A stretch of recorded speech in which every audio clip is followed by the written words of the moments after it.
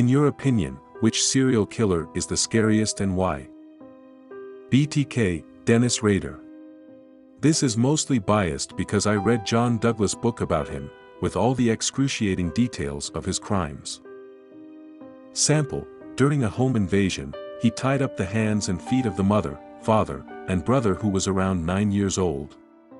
One by one, he then duct-taped a plastic bag over their heads. The young daughter was forced to sit on his lap and watch as they suffocated. Finally, he took the daughter to the basement, put a noose around her neck and looped it around a pipe so the other end was free. He could then sit in a chair and periodically choke her until near death, loosening the rope intermittently to keep her alive. And, of course, he ejaculated on her after killing her. I would say he should get a taste of his own medicine, but he actually got off on doing this stuff to himself too. Night Stalker was downright terrifying because he didn't really have a set target, didn't have a real reason to do it, would target basically anyone and everyone.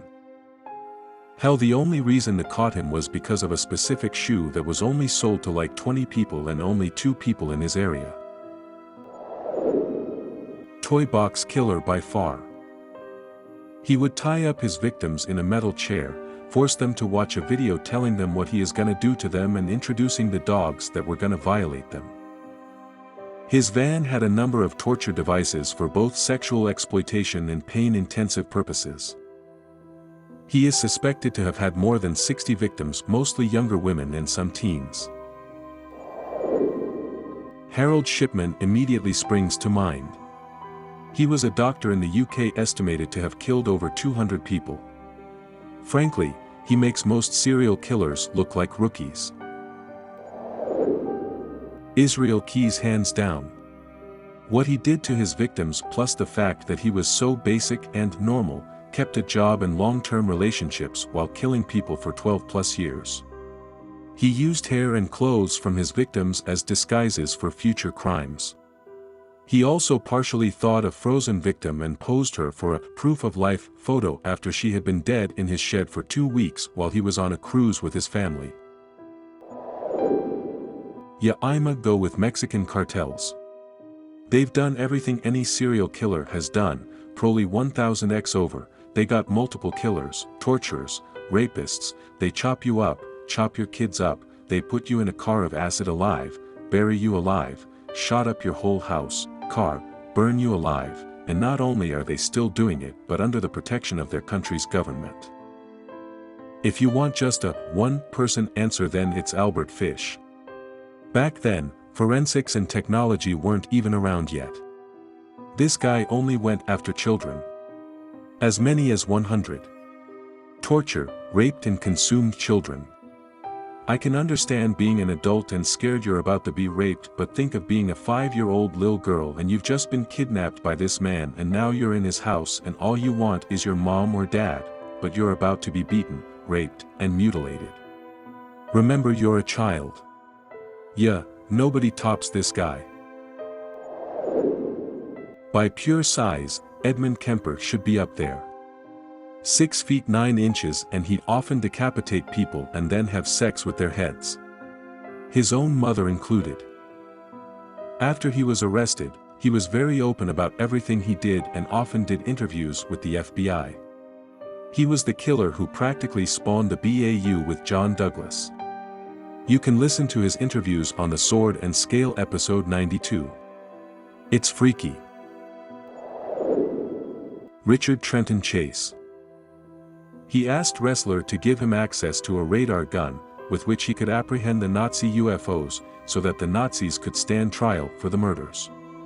He also handed Ressler a large amount of macaroni and cheese which he had been hoarding in his pants pockets, believing that the prison officials were in league with the Nazis and attempting to kill him with poisoned food. Dude wasn't just a sick bastard, he was completely out of it. Keith Hunter Jesperson. Not so much just him, but the idea that he was an over-the-road trucker. The FBI had a map/diagram with over 500 locations of dead bodies that are believed to be from trucker serial killers. It's the perfect job for one. You pick up a girl at a truck stop, get her in the sleeper, do your thing, park somewhere in another state and dump the body. Jesperson actually tied a woman face down under his truck and drove a number of miles to erase her identity. I'm going to go against the grain here and say Harold Shipman. He may not have tortured his victims, or subjected them to an excruciating death. But he was scary for an entirely different reason, and that was the simple fact that he was in a position of trust. He was killing people for 20 years, and may have killed as many as 250 people. People just don't expect to be killed by their doctor. And it is very easy for a doctor to cover his tracks and pass off his patients' deaths as standard medical deaths. Another killer like him would be capable of doing untold damage without being noticed. For all we know, there could be another Harold Shipman anywhere in the world, killing without much difficulty, and we have no idea it's even happening. John Wayne Gacy actually has a few reasons, and although he wasn't the most brutal or cruel, but what is impressive is how well he used society and politics to get away with his crimes. Gacy got the attention of the law well before the investigation that put him away. But the survivors were homosexual men, which due to the stigma at the time meant the police weren't in any real hurry to catch him. Politically, Gacy was known in local political circles and actually had the ear of lots of the New Jersey's elite. He absolutely used that to his advantage and likely used some of that leverage to make certain complications disappear. The only reason Gacy was caught was because the investigation was the disappearance of a young man that worked for Gacy. He simply didn't have enough distance or social pull to brush it off like before. Theoretically, the law, if it had been applied equally and evenly, Gacy would have been put back in jail for assault and rape. He could have been discovered much sooner, but the society he lived in let him hurt people out of apathy and spite, and people died because of that mistake. It's the kind of mistake that societies continue to make, and I have no doubt there are others like Gacy who use the same kind of protections to kill and maim those without power in society to this day. Andrei Chikatilo, Russian serial killer that was rumored to have killed and eaten 92 women and children, although they could only prove 50. Died by firing squad like monsters should be.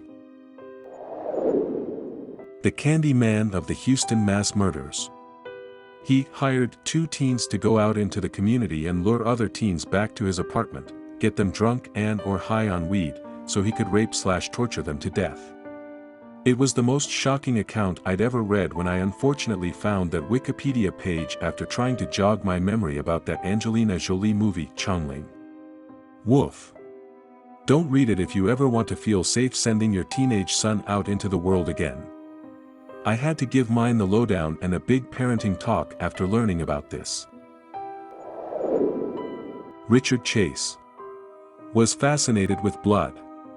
He would kill animals and cover himself in their blood, and this then translated to people. When he was put in prison, the other prisoners were so scared of him they would try and convince to kill himself, which he did in the end. He really was terrifying. The New Orleans axeman would just break into people's houses and just simply kill them in their sleep with an axe. The night I read about that, I literally couldn't sleep, lol. The ones we haven't found. Robert Pickton. Some of his victims were literally butchered and possibly sold as pork or other meat to locals. A co-worker of mine signed up to help with the excavation of the farm for human remains. Thankfully they didn't pick her for the job. Would have wrecked her. Gilles de Rice. Crazy bastard is believed to have tortured, raped, murdered, all of the above, over 100 kids. Some say there might be more than 800. One anecdote I read was him going to one of his victims, pretending to be there to save him, and when the child saw hope he slit his throat and masturbated on the corpse. So yeah, imagine having a child during that time go missing. I admire and am terrified of Julia Tofana. She somehow stayed relevant and killed husbands for 50+ years without ever laying a single hand on a victim. It's mesmerizing that no woman in the span of those years, besides the last one, ever caved or fucked up the process.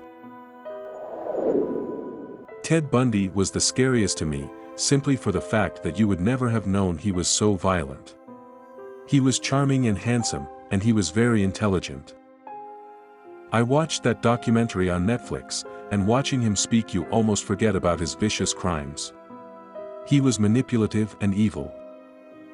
That's the difference between him and other serial killers. If you watch the jailhouse interview with Jeffrey Dahmer, you can see he is sick. He doesn't seem normal. He clearly has mental problems. Bundy doesn't appear that way. Bundy was the embodiment of the purest form of evil. I believe that many of the world's most prolific serial killers should have been spared so that they could have been studied further, but not Bundy. Bundy being executed was the right thing to do. I'm very glad that fucker is dead. Anatoly Onoprienko killed entire families including children with no mercy. Once stopped cars on a highway to kill the passengers for apparently no reason. Alexander Pichushkin. He started murdering people on his 20s due to him wanting to become infamous. There was another serial killer that was caught at the time who had 40-ish kills and he wanted to beat him. He was also a very good chess player. Chessboard have 52 spaces on them, so guess how many people he wanted to kill. He would lead victims from a particular park into THR woods nearby with the promise of alcohol. He then bludgeoned them over the head with a rock. Later on during his killing spree he would begin to insert empty bottles into the victims' heads.